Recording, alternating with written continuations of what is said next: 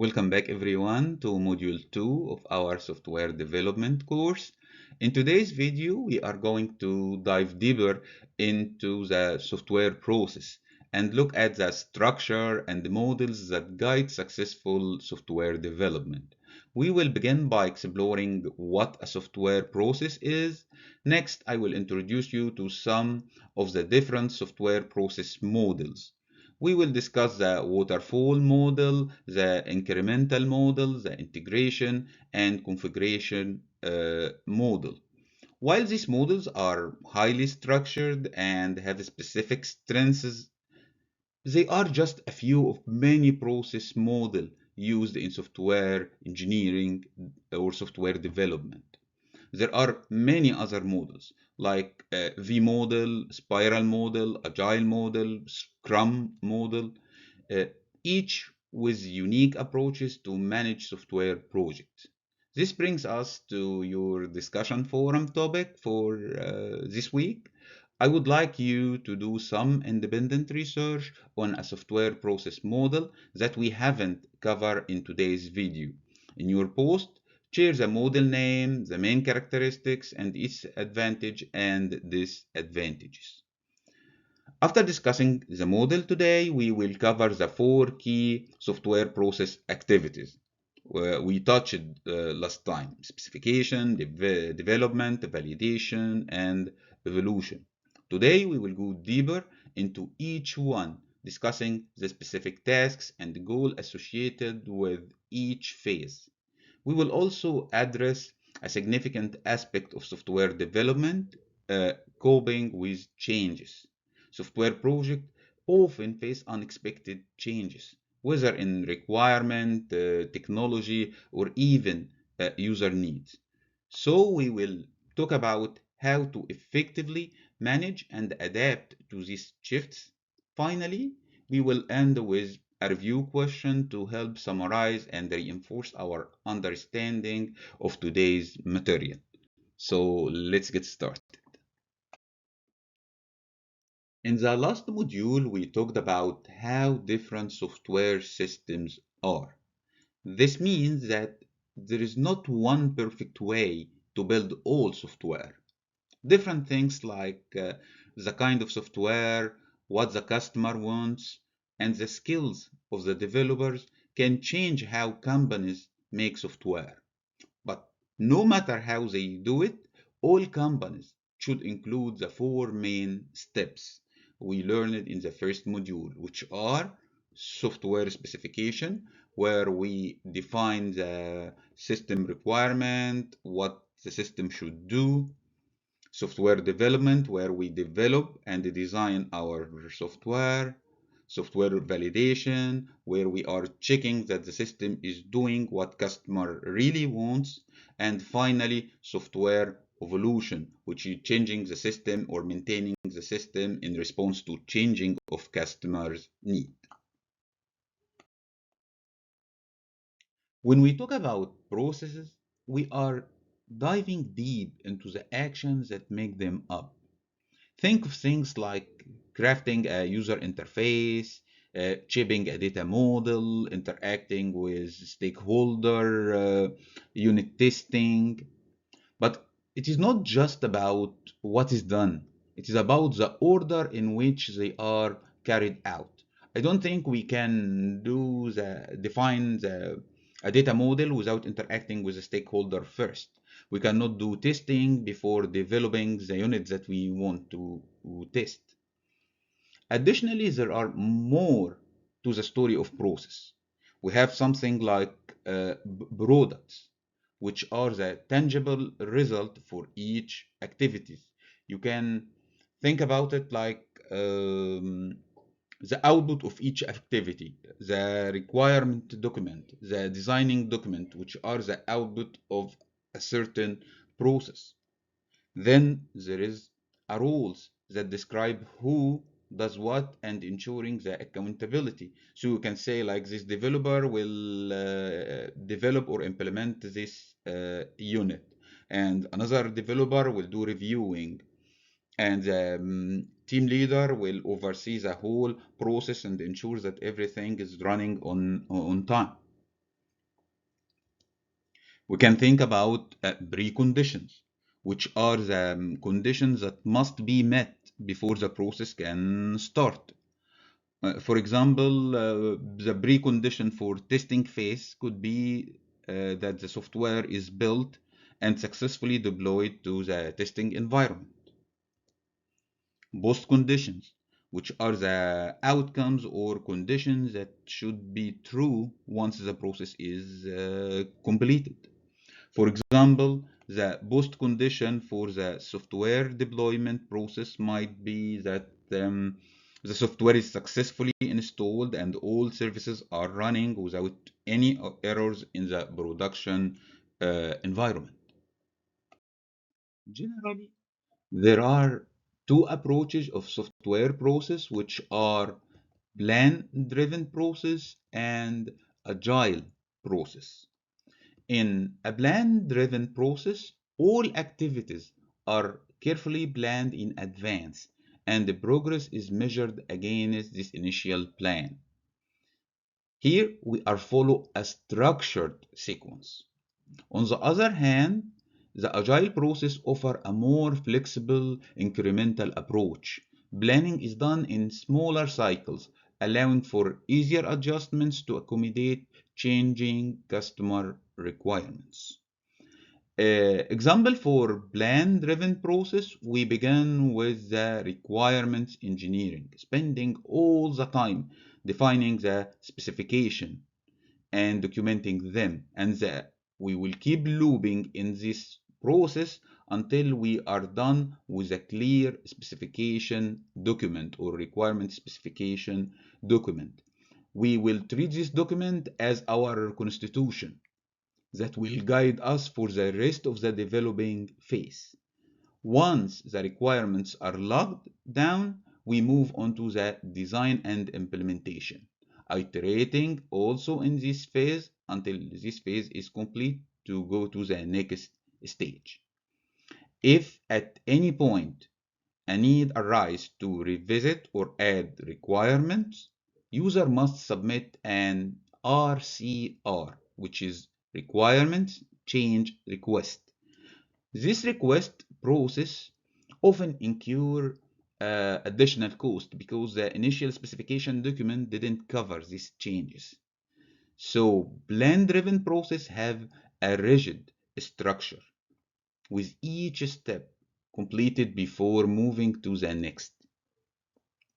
On the other hand, for in agile process, there are no finalized requirement specification document. Instead, we start with initial requirement, gather some specification, then quickly move to the design and implementation. Again, we don't have a document specify clearly what is the requirement or all the requirement in advance before start the designing and implementation, but we keep iterating between the requirements engineering and design and implementation. We have some requirement, let's go get done with this iteration, then return back, get feedbacks, get new requirement, and keep looping until you have your final product.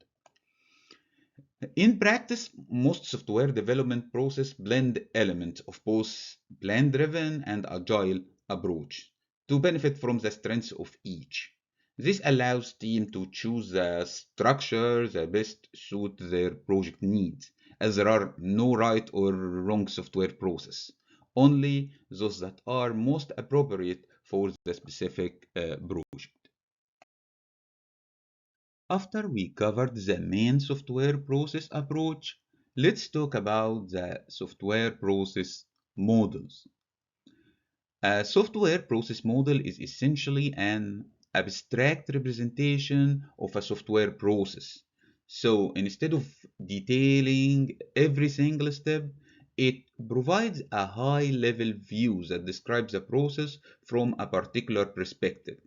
This helps us understand the main steps and follow of a software development process without getting caught up in all the details. Let's look at some of the main general process models in software development. The first one is the waterfall model. This is a plan-driven model that organizes the process into separate phases, each with a specific focus. In the waterfall model, phases are completed in a set order, such as requirements, then design, then implementation, and after that we go to the testing. Once one phase is completed, you move on to the next without going back. This is why I said in the beginning, this is a plan-driven approach. The second model that we will discuss today is incremental model. The incremental model is flexible and can be either plan-driven or agile, depending on how it is implemented. In this model, activities like specification, development, and validation are interleaved rather than following a strict sequence. Each increment is a functional version of the product, allowing for adjustment as development in progress. And the third model, which is integration and configuration model. And in this model, the system is built from existing configurable components rather than creating everything from scratch. It depends on the reuse of the software. And it can also be a plan-driven or agile. This approach is especially useful when a rapid development is a priority, because I will use already well-developed one, or I will just reconfigure or integrate a well-developed software that is done in advance. And each of these model has its own strengths, has its own advantage and disadvantage, and is suitable to different type of project. This is why we have all these model. And actually, it's not just the three. We have a lot, as I mentioned in the beginning of our video today. So I will cover the three of them because this is the main models, I mean, in the following slides. However, before that, I want to emphasize that in practice, most large systems are developed using a process that incorporate elements from all of these models. I will start with the first model, which is waterfall model. And it makes sense because actually this is the first published model of the software development process. And this is why a lot of people named it the software life cycle at this time, because this was the only model that we have. And actually, this model illustrates the process as a sequential stage. So, as a plan-driven process, all activities are ideally planned and scheduled prior to initiating software development. In principle, the output of each phase is a document that are approved before processing to the next stage. The first stage, we will have the requirements analysis and definition. Through user consultation, the system's requirements and constraints, goals are defined, and subsequently serve as a system specification document. So we will not run to the next step unless we have a well-defined document. Usually we call it analysis document or requirement specification document that serve as our constitution for the following steps. Then we will have a system and software design. The system design process assigns requirements to hardware or software systems and form a comprehensive system architecture. Once you are done with the design, we will go to the implementation phase. We have implementation and unit testing. In this phase, the abstract design of the software is translated into an actual program, the pseudocode, the flowchart, translated into a real code, Java code or C code or whatever. And also it includes the process of unit testing. I'm not talking about testing the whole system, but testing the small modules. If you have multiple modules, multiple functions, you will test this small unit at this stage. Once you feel every component is running correctly, you test it, you are satisfied with everything, we will run to the next stage, which is integration and system testing, where the individual program units or programs are integrated and tested as a complete system to ensure that the software requirements have been met. And after this phase, the software is ready, so we can deliver this software to the customer. And the last stage and the longest stage, which is the operation and maintenance. Maintenance cover rectifying undetected errors, refining the system, new unit implementation, new modules, adding new functionality, and also upgrading system services. If for any reason the hardware changed and I need to do some modification to what I have, so I have to keep doing that. And usually at this stage, we will visit the previous stages. So if I want to add a new functionality, I have to return back to the requirements definition first, get the definition for the new requirement, and go ahead and do the design, do the implementation and unit testing integrated with the system, and keep going. This is why I told you in the beginning that the last stage, which is the operation and the maintenance, is the longest stage in this model. Let's now discuss the drawbacks and the benefits of waterfall model. Before diving in, I encourage you to pause the video for a moment and think about the advantages and the disadvantages of a waterfall model on your own. Consider what might be challenging and beneficial in linear phase-driven approach like this. Now let's look at the problems first. One key drawback of the waterfall model is its rigidity and its linear structure. Each phase must be fully completed before moving to the next stage, which can make it difficult to adapt to changing customer needs. Also, this rigidity often presents challenges, especially when requirements are unclear or need to evolve throughout the project. On the other hand, despite these challenges, waterfall model has its strength in specific situation. For example, in embedded systems, where software and hardware must work seamlessly together. The strict sequence of a waterfall model is beneficial because hardware requirements tend to be fixed and less flexible. In safety-critical systems, where security and reliability are important, the waterfall model, complete and detailed documentation help ensure an extensive evaluation at each step. This reduces the risk of error, which is essential in fields like aerospace, healthcare, or military applications. Lastly, for large integrated systems that require multiple teams or entities to collaborate and work together. The detailed specification provided by Waterfall support coordination across subsystems, and this make it easier for each team to work independently. So in summary, while waterfall model has limitation due to its rigidity, it remains a valuable tool in the right context, especially when predictability, structure, and documentation are important and crucial. Let's now see the next model, which is incremental development model.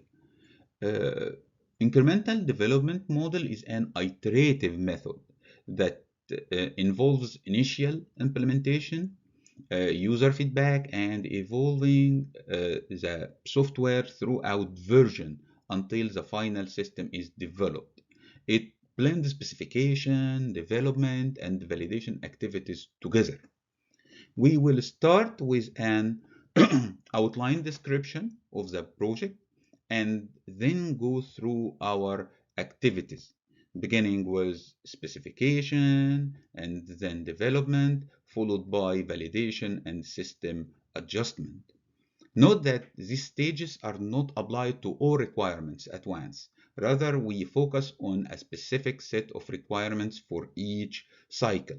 This approach allows us to create an initial version of the system, which we can present it to the user. The user then provide us with the next set of requirements and feedback, and we keep repeat this cycle, moving through a specification, development, validation, and keep going and getting the next version, the third version, and so on and so forth, until we have our final version, which will be delivered to the user as our final product.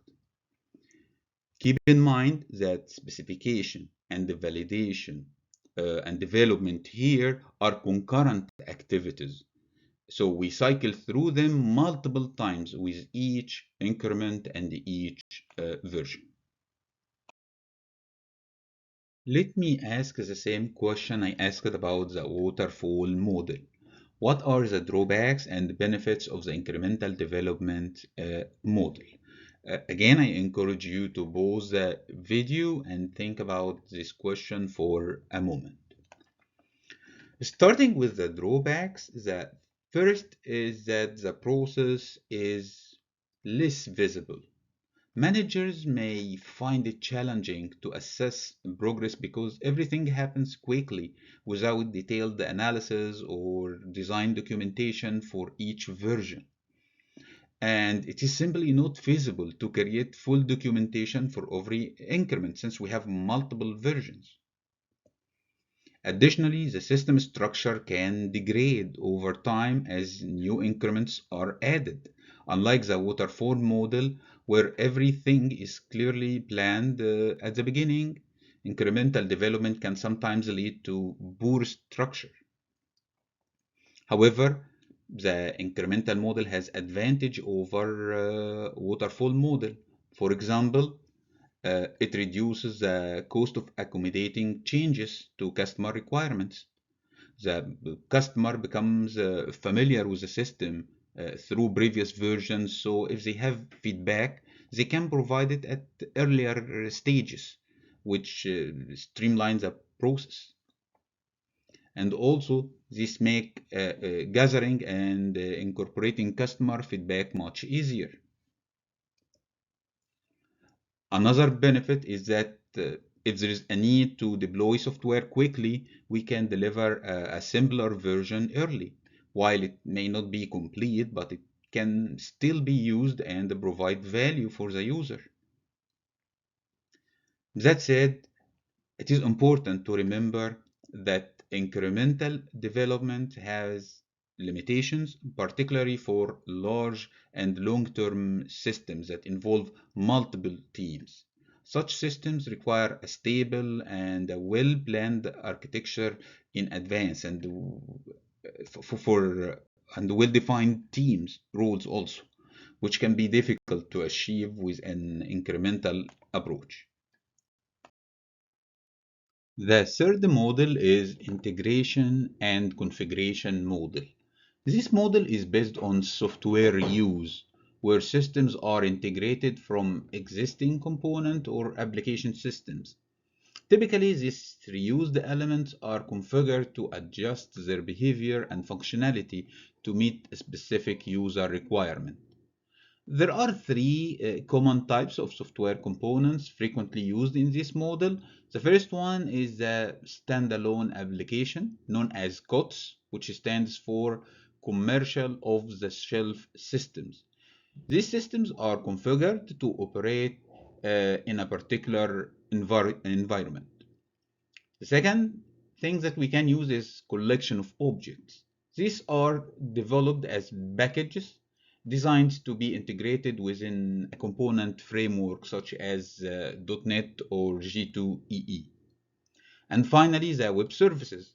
These are developed according to established service standards, allowing them to be remotely invoked as needed, such as AWS, which stands for Amazon Web Services, or think about something like Google API or PayPal API. In general, this approach enhances flexibility and often makes the development time short, leveraging existing and well-tested components. In the integration and configuration model, we start with requirements specification phase. Here, we outline the essential and the desired feature of the system in a high-level summary. Next, we move to software discovery and software evaluation activities. This is where we identify existing software components that might meet our functional requirement and assess whether they are suitable for integration into our system or not. Once we have evaluated this component, we enter the requirements refinement. At this point, we return back to the requirements specification to revise and refine our requirements based on the capabilities of the available components, which help us create an updated system specification that align with the actual components that we have.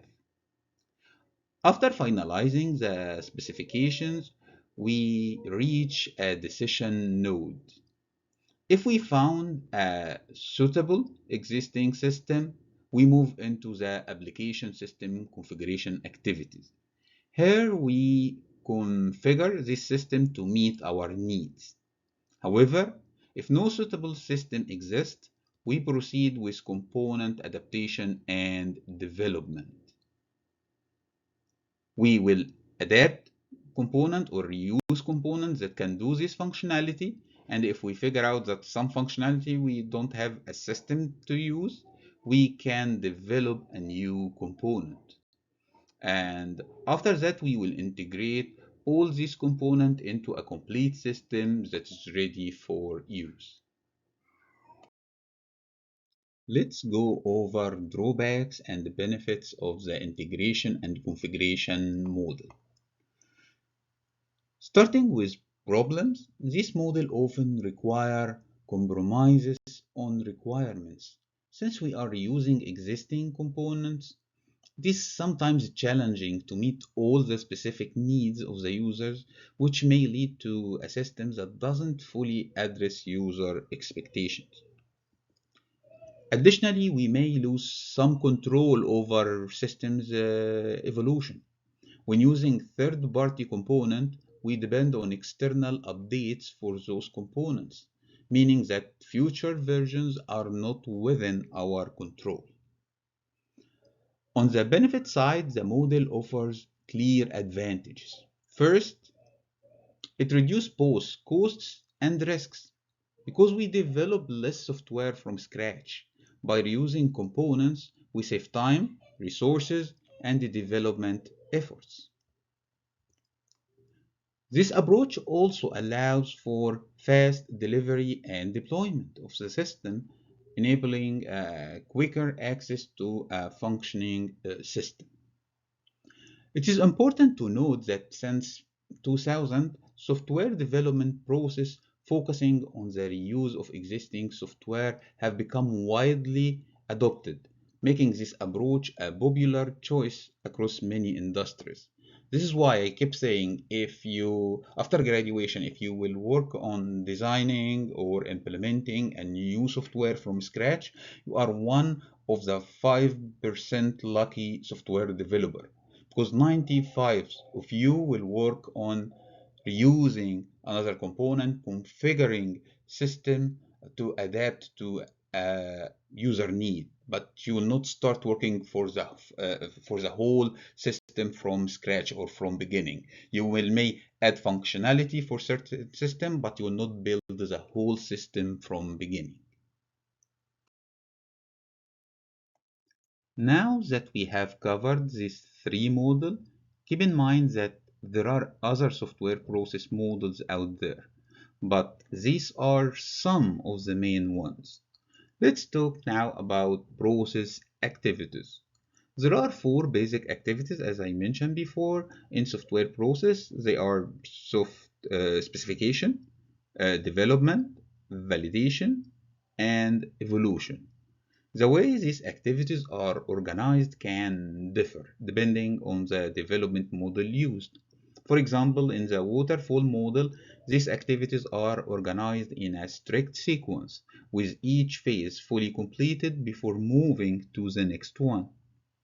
On the other hand, in the incremental development, these activities are interleaved, allowing for more flexibility and ongoing adjustments as the project progresses.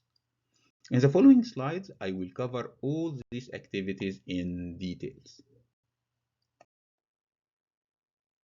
Let's start with the first activity, which is software specification or requirements engineering.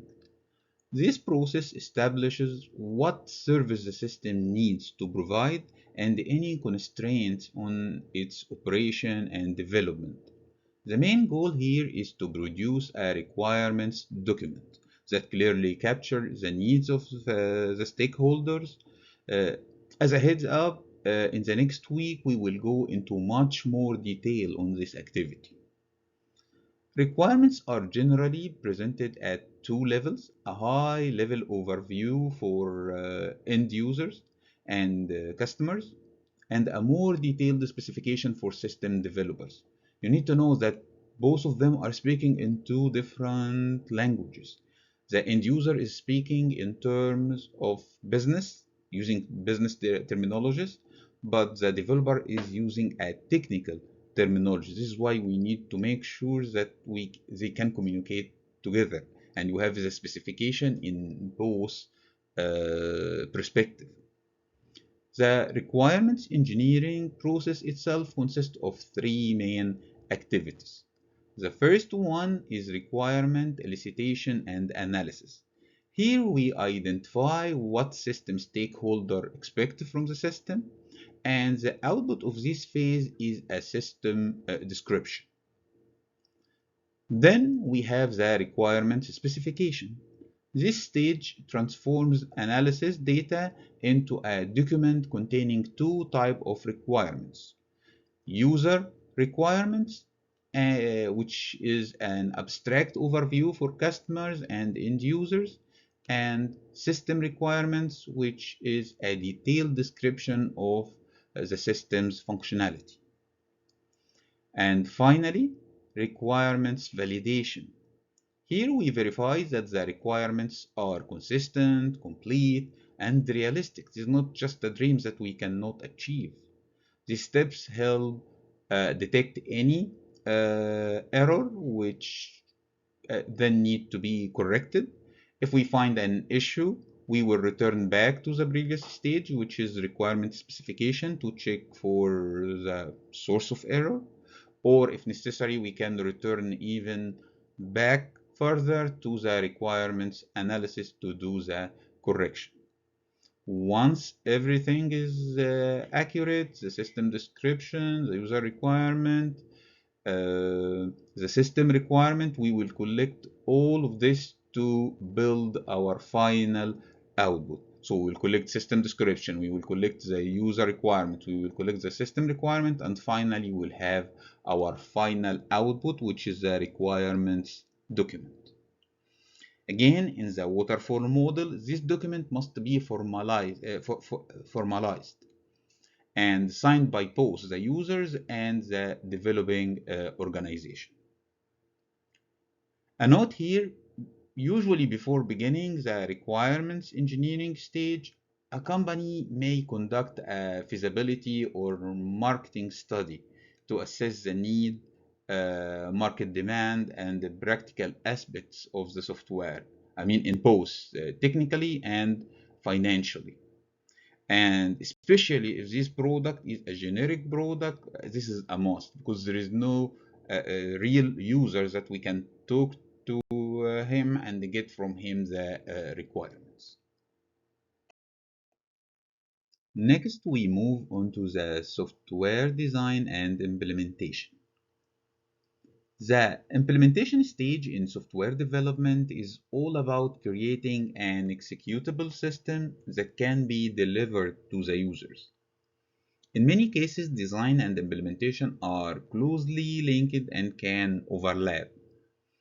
Some models have two different activities, one for design and one for implementation, and some models just combine them together, and that's totally fine. And you can see that, and you can see that too. But I have a question for you here. What is the difference between design and implementation? Design is the process of planning the structure of your software, while implementation is a translation of this plan into an actual executable program. So you can think about software design like building a pseudocode or drawing a flow chart. All this related to design. We don't have a real system that we can run, pass an input and get an output. While implementation, think about transforming this flowchart or pseudocode to a real source code, like code in Python, code in Java, code in C, so I can have an input and use this real system to get a real output. In an agile approach, these activities tend to be interleaved, and formal design documents are often replaced by informal tools like whiteboard or notebooks. Let's dive into the software design process in more details. Like any process, it has three main components: inputs, activities, and outputs.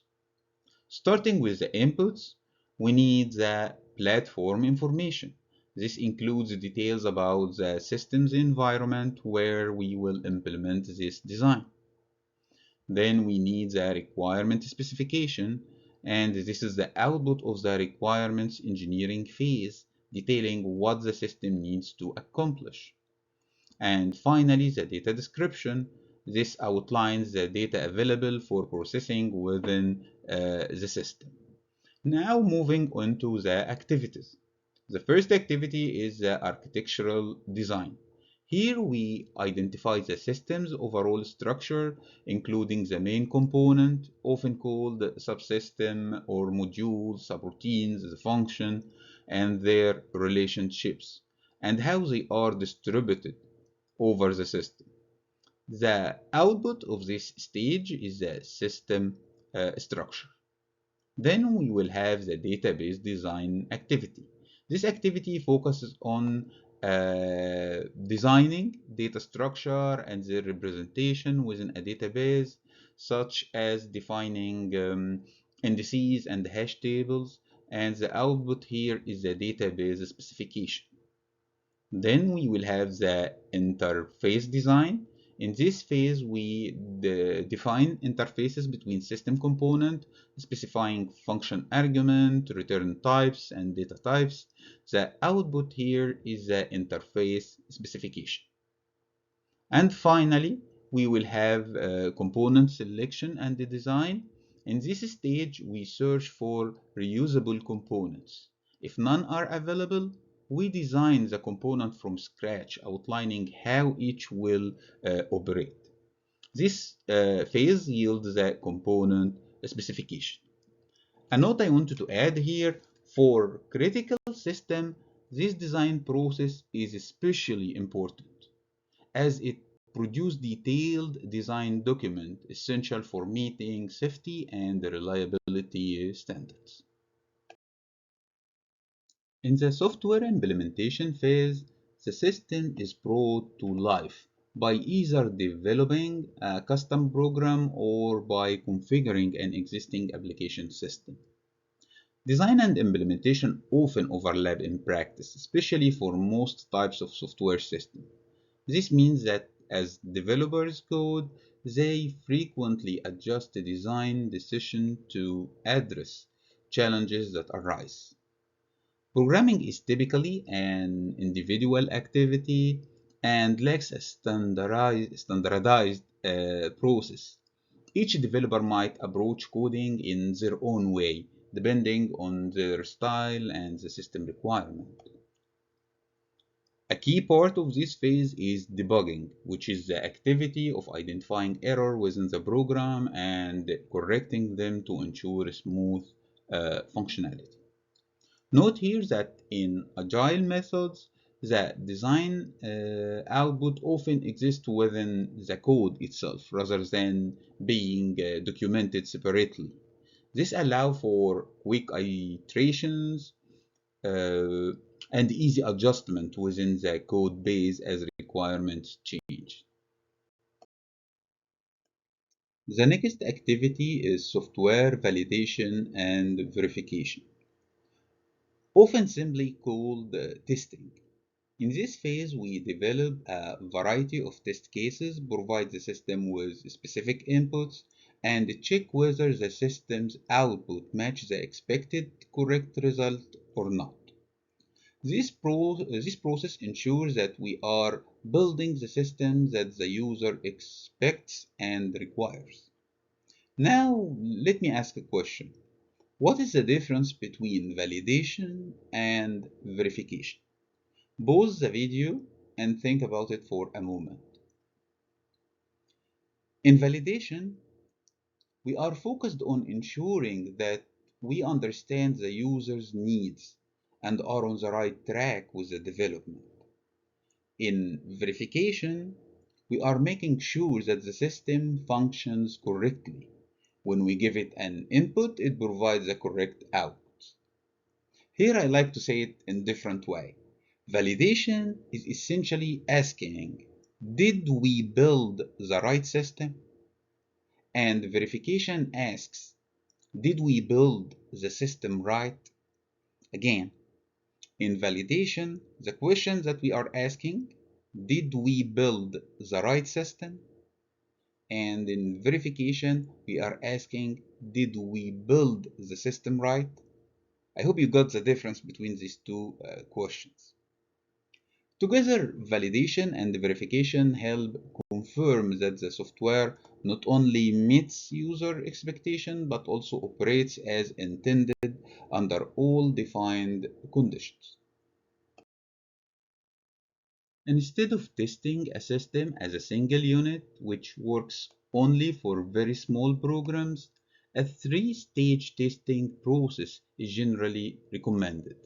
The stages in this testing process are component testing.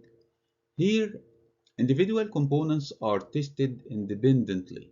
This component might be a function, a module, object, or group of related entities. And of course, the developer is the one who conducts this test. Then we will have the system testing. This involves testing the entire system as a whole after integrating all its components. And also the developer do that test. Then we'll have acceptance testing, or sometimes we call it customer testing. In the final stage, we test the system using actual customer data to ensure it meets the customer's needs. And of course, from the name, it is clear that customer is the one who does that test. If we find any problem while we are doing this acceptance, since the one who is doing this test is a customer, we have to return to component testing to get to where is exactly the problem at which component. Or sometimes return to system testing if the problem related to the integration between these components, not for certain component. The issue not with a specific component. For system intended for a wider market, an additional testing process known as beta testing. A good example of this beta version of video games. Have you ever noticed that game developers release an early version of a game for players to test for free? They give you a beta version and let you find the bugs and issues, essentially having you do the testing work for them. Really, they should be paying you for all that hard work, but instead they make it available to play for free and get your feedback. This approach helps developer catch issues before the official release, and in exchange players get experience the game early. Now we are at the last stage, which is the software evolution. I always like to think of software as if it is a clay or Play-Doh. We can shape it, change it, and mold it over time. And unlike hardware or physical projects, software is really flexible and much cheaper to alter when we need to make changes. In the early days, creating software was considering the fun part, while maintaining or fixing it was seen as dull. But today, we know that most software is not built from scratch anymore. Instead, it is often an improvement on something already in place. That's why we should see software development as an ongoing process of enhancing and adapting system to keep delivering value to users. Since software is so inherently flexible, it is able to evolve as business requirements change. Whether due to market shift or internal needs, the software that supports those businesses must evolve as well. So we are no longer looking at software development and maintenance as separate stages. These days, this distinction has almost disappeared, as few systems are built entirely new from the ground up. So, what are the activities in the software evolution process? We start by defining the new system requirements. This is where we identify what needs to change or improve. Next, we have assess the existing system activity. The existing system acts as an input for this stage, allowing us to understand what already works and what might need adjusting. Once the assessment is done, we move to proposing system changes. Here we determine what modifications to make, which functionalities to add, and any tweaks required. After that, we begin modifying the system with the goal of producing an updated version. The output here is the new system, which we then assess to ensure that it meets the required functionality. If it doesn't, we cycle through these last three activities, proposing changes, modifying, and assessing, until we achieve the desired result. Once we have achieved our goal, we can pause the process for a while, but eventually new requirements will arise, bringing us back to the first activity to define further changes. This cycle is ongoing as long as the system exists. That's why, as I mentioned earlier, software evolution is often the longest phase in software development. It really has no end. I hope this gives you a clear understanding, not just for the software evolution process, but for the whole software development process. In the coming weeks or in the coming modules, we will dive deeper in each of these processes in more details. Let's talk about coping with change in software projects. In large software projects, change is unavoidable. Various factors make it necessary for software to adapt over time. First, business changes can drive new requirements or modify existing ones, meaning that the software needs to evolve to keep up with the organization needs. Second, new technologies emerge, opening possibilities for improved performance, new features, or better security. This is prompting changes in the system. Third, changing platforms, like moving to a new operating system or cloud services. This often require us to modify the application to ensure its compatibility. While change is essential, it is also come with a cost due to the rework involved. Reworking a system can include reanalysis, part of the document or part of the requirements, redesigning part of the architecture, and even implementing new functionalities. Now, with all of this in mind, here is a question to consider. how can we reduce the cost of rework when dealing with inevitable change in the software projects?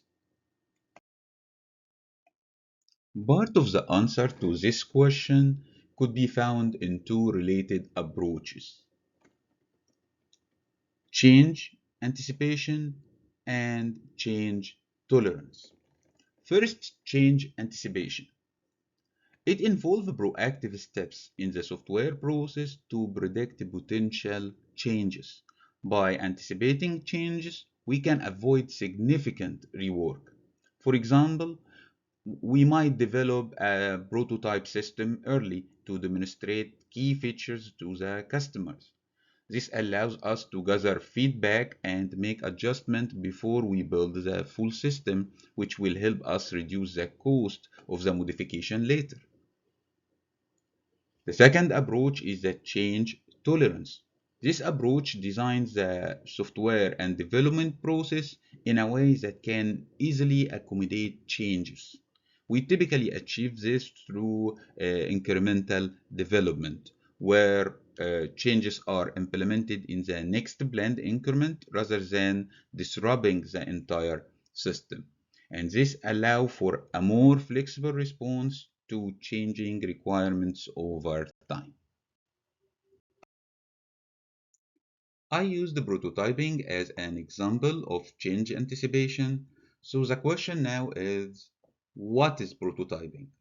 Essentially, it is creating an initial version of the system to give the user a sense of the functionality they will eventually have. Imagine we are developing a flight booking application. For the prototype, we could build a basic interface that includes menu, buttons, and other elements. However, at this stage, none of these buttons actually perform any functions. Clicking on sort flight by price or filter by number of stops wouldn't actually do anything. The prototype is not a fully functional system. Instead, it is a tool to show the user what they can expect. Sometimes this prototype might even be connected to a small file with demo data, not actual data or real database, just to give the user sense of how it will look and feel. This way, users become familiar with the features and layout without us needing to build the full system first.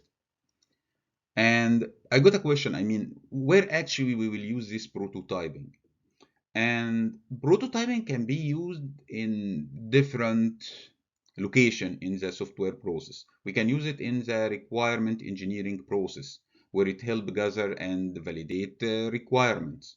We can use it during the design process, where it allows us to explore design options and develop a user interface. As usual, when I introduce a new technique, we need to ask ourselves, what are the benefits and the drawbacks of prototyping? Let's start with the drawbacks. One significant disadvantage is cost overrun.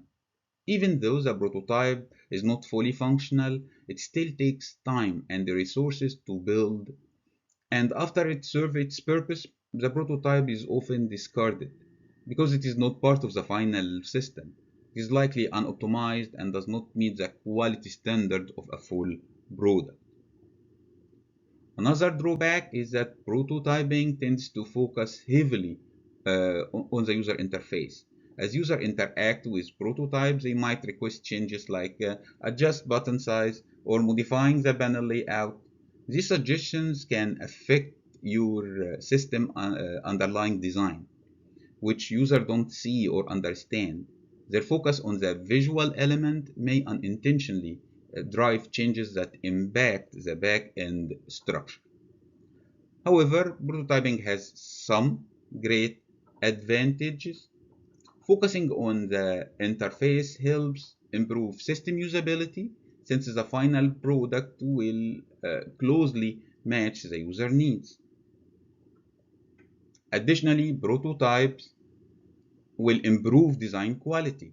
because it gives a clear vision of user expectation early, allowing us to incorporate those insights to design from beginning.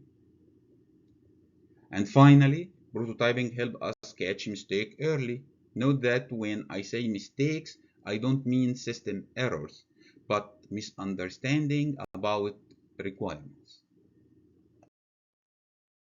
For the change tolerance approach, I suggested the incremental delivery technique. In this technique, instead of delivering the entire system as one complete package, we break down the development and the delivery into increments. Each increment provides part of the system's required functionality, allowing us to release functional components sooner and gather feedback. In this process, user requirements are ordered by importance so that the most critical features are included in the earliest increments. This approach gives user access to essential functionality sooner and allows the project team to adjust future increments based on user feedback. Once we begin developing an increment, the requirements for the increment are frozen to keep development focused and stable. However, requirements for later increments can continue to evolve, making this approach flexible but controlled. This way, incremental delivery helps manage change while keeping the system aligned with user needs over time. In the incremental delivery, we start by defining the outline requirements for the whole system. Then we assign these requirements to different increments. Rather than developing everything at once, we focus on specific requirement for each increment. Uh, let's say we are building a school management system. In the first increment, we might include only basic functionalities like student registration, attendance tracking. Later increments could add features like grading, scheduling, and communication tools for teachers and parents.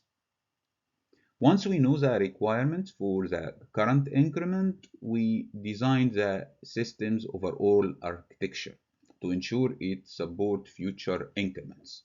Then we proceed with developing the increment and validating it to ensure that it functions correctly. After that, we integrate this into the whole system and perform additional validation to make sure that integration has not caused any issue. Finally, we deploy the increment, making it available for users to use, to interact with, and provide feedbacks. If the system is not yet complete, we will loop back to the develop system increment. I will do the next increment and keep looping between these activities till I'm done with all the increment. At certain time after deploy the increment, we will figure out that our system is complete and we will have a fully functional final product. After understanding incremental delivery in details, let's think about its benefits and drawback. Starting with the drawbacks, first, it can be challenging to identify common facilities that all increments will need since the full system is developed piece by piece. Another difficulty is that incremental delivery is hard to apply when replacing an existing system. For example, think of a legacy bank system. Adding just a few functions incrementally would be challenging because all features depend heavily on each other, and users rely on the complete system being operational at all times.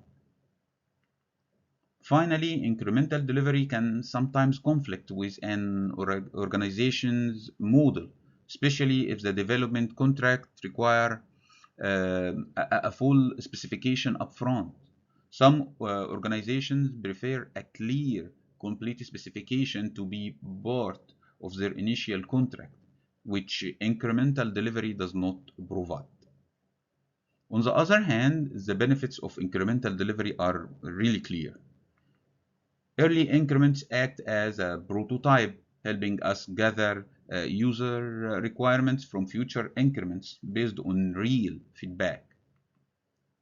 There is also a lower risk of overall project failure because each increment builds on the last, allowing for adjustment along the way. And finally, this approach can improve design quality since early feedback allows us to refine our design as we go.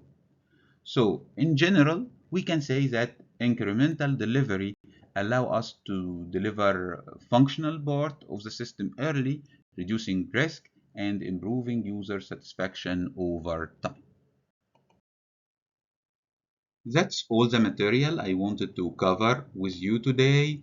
However, I have a review question I would like to go over with you, which is somewhat similar to your assignment for this week. This question gives you a list of different tasks and asks you to order them according to the waterfall model. In the assignment, I didn't ask you to order them, but rather to match each task to the corresponding activity in the waterfall. Let's take a look at the tasks that we have.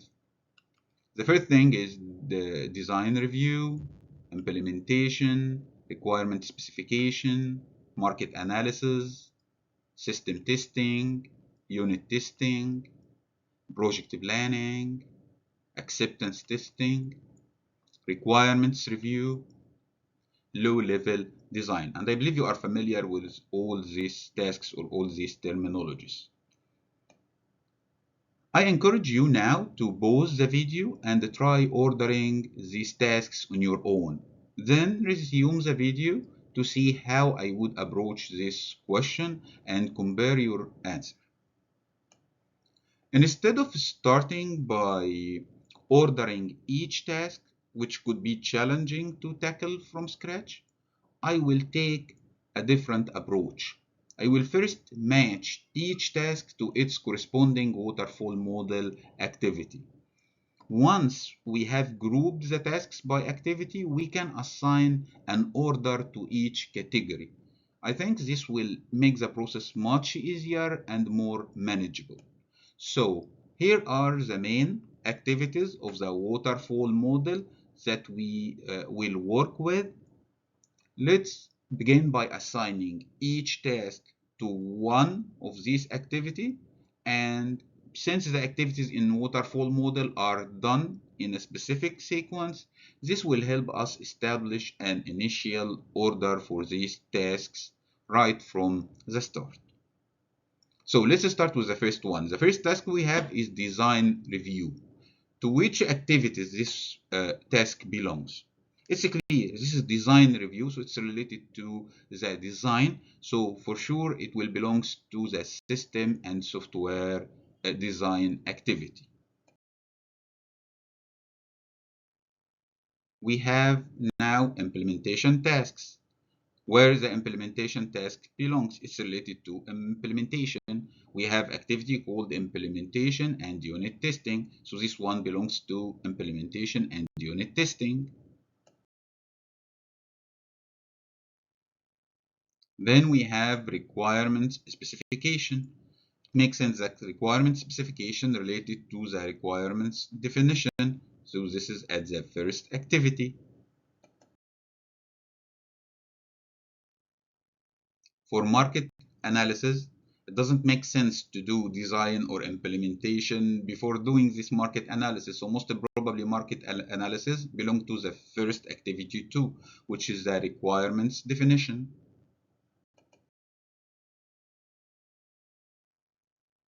For system testing, it makes sense. I will do testing for the whole system, so I need to make sure that I have the system already done. So it should happen after the implementation, and most probably this task we will take care of it in the integration and the system testing.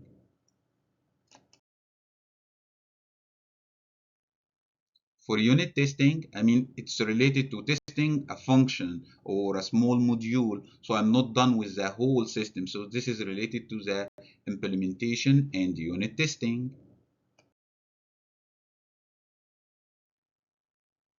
For project planning, we cannot plan for something that we didn't get the specification of it.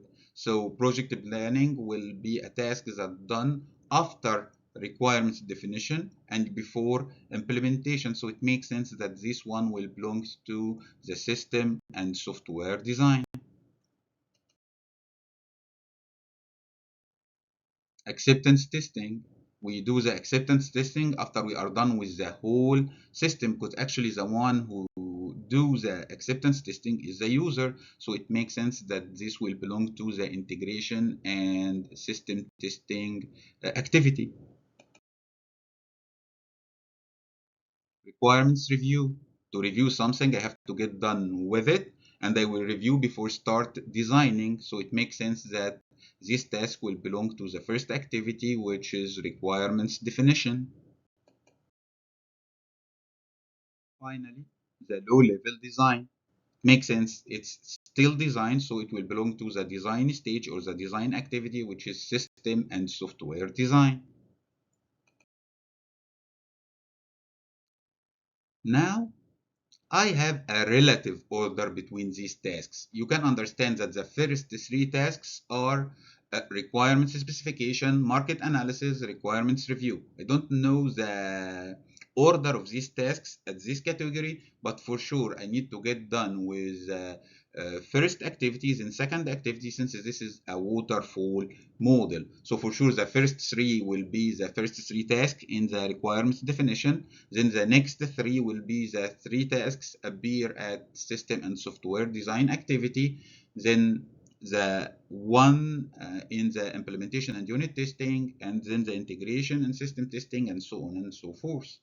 So let's have a relative order between this tasks in every category. At the first category, we have requirements specification, we have market analysis, we have requirements review.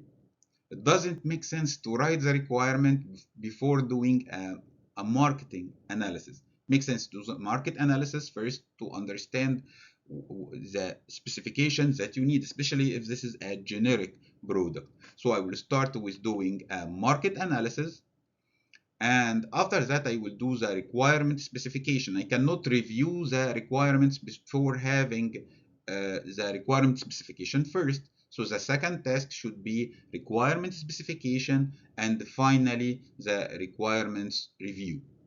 I get done with the first activity. Let's go to the second one. We have three tasks: design review, project planning, and low-level design. Which one should we start first? Of course, the review will be at the end. This is the end of this activity. Should we do project planning or low-level design? When I say low-level design, I'm talking about the design document that is for the developer, not for the user. So it makes sense that the first task will be the project planning, then low-level design, and after that we need to review the design. So it will be the task number 6. Let's go to the next stage. We have implementation, we have unit testing. We cannot do unit testing for something not done yet. So we need to get done with the implementation first. So implementation will be task number 7. And after that, we will do the unit testing. And finally, we have system testing and acceptance testing. We understand that we get done with the system testing by the developer, but the acceptance testing through the users. So the developer will get done with the test first, and then will pass the product to the user to do the acceptance testing. So the task number 9 would be the system testing, and finally the task number 10 will be the acceptance testing. I hope the order is clear right now, and the technique or the strategy that I follow, I mean to get that order. Thank you for watching this video. I hope you found it informative and that you enjoyed diving into today's topic with me. If you have any question or thoughts, don't hesitate to reach out or bringing them up in the discussion forum or by sending me an email. I look forward to seeing your ideas and helping you deepen your understandings. Thanks again, and I hope you are as excited as I am for what we will explore next. Bye bye.